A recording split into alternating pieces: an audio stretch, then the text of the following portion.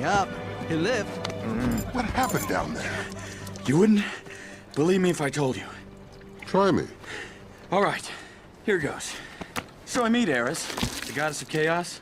She's got a major crush on me, and she invited me back to her place.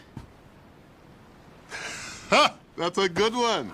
Goddess of Chaos? Oh, I'm writing that down. So that's it then. No book. Now what do we do? A little patience, Rat. It's not like we don't know where it's going. Men, all sails to Syracuse. Right away, sir! Avis messy.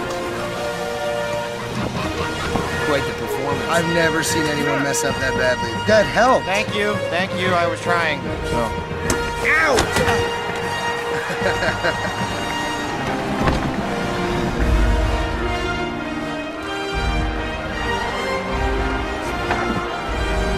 I have saved us again! Ow! A bit more. No, no, no! Up a bit.